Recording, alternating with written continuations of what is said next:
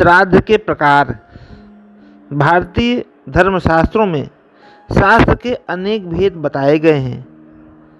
कहीं कहीं 3 श्राद्ध की चर्चा तो कहीं 12 श्राद्ध के विषय में वर्णन मिलता है, लेकिन जो अत्यंत आवश्यक और अनुष्ठेय है वे इस प्रकार हैं। मत्स्य पुराण के अनुसार नित्य, नैमित्तिक एवं काम्य भेद से श्राद्ध 3 प्रकार के होते हैं, जबकि यम स्मृति में 5 प्रकार के श्राद्धों का वर्णन मिलता है, जैसे नित्य, नैमित्तिक, काम्य, वृद्धि और पार्वण। इसमें प्रतिदिन किए जाने वाले श्राद्ध को नित्य श्राद्ध कहते हैं। इस श्राद्ध में विश्वदेव अर्थात हिंदू मान्यता के अनुसार 9 देवताओं के एक विशेष समूह को विश्वदेव कहते हैं। अर्थात इस श्राद्ध में विश्वदेव नहीं होते। अपनी कुल परंपरा के अनुसार प्रतिदिन तर्पण करना और भोजन करने से पहले गौ ग्रास निकालना ही नित्य श्राद्ध है। इसमें विश्वदेव नहीं होते तथा आसक्तावस्था में केवल जल प्रदान करने से भी इस श्राद्ध की पूर्ति हो जाती है। एकोद्दिष्ट श्राद्ध को नैमित्तिक श्राद्ध कहते हैं। इसमें भी विश्वदेव नहीं होते हैं। किसी कामना की पूर्ति के निमित्त किए जाने वाले श्राद्ध को काम्य श्राद्ध कहते हैं।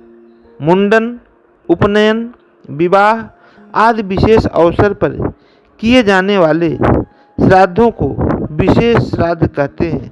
इस प्रकार के श्राद्धों में नंदीमुख, नागबलि, नारायण बलि और त्रिपिंडी आदि श्राद्ध विशेष रूप से प्रसिद्ध हैं।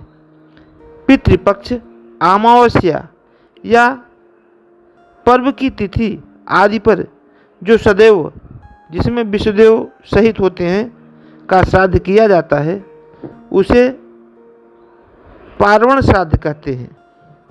विश्वामित्र स्मृति तथा भविष्य पुराण में नित्य, नैमित्तिक, काम्य, वृद्धि, पार्वण, सपिंडन, गोष्ठी, शुद्ध्यर्थ, कामांग, दैविक, यात्यार्थ तथा पुष्टव्य ये 12 प्रकार के श्राद्ध बताए गए हैं। प्रायः सभी श्राद्धों का अंतर्भाव उपर्युक्त 5 श्राद्धों में हो जाता है। जिस श्राद्ध में प्रेत पिंड का पितृपिंडों में सम्मेलन किया जाता है उसे सपिंडन श्राद्ध कहते हैं। समूह में जो श्राद्ध किया जाता है उसे गोष्ठी श्राद्ध कहते हैं। शुद्धि के निमित्त जिस श्राद्ध में ब्राह्मणों को भोजन कराया जाता है उसे शुद्ध्यर्थ श्राद्ध कहते हैं। गर्भाधान, सीमांतोन्नयन तथा पुंसवन आदि संस्कारों में जो श्राद्ध किया जाता है उसे कर्मांग श्राद्ध कहते हैं। सप्तमी आदि तिथियों में विशिष्ट हविष्य के द्वारा देवताओं के निमित्त जो श्राद्ध किया जाता है उसे दैविक श्राद्ध कहते हैं। तीर्थों के उद्देश्य से देशांतर जाने के समय घृत द्वारा जो श्राद्ध किया जाता है उसे यात्रार्थ श्राद्ध कहते हैं।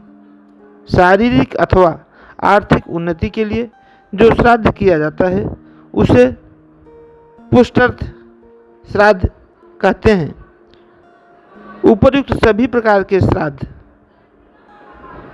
श्वेत और अस्मार्थ भेद से 2 प्रकार के होते हैं। पिंड तृप्त योग का स्रोत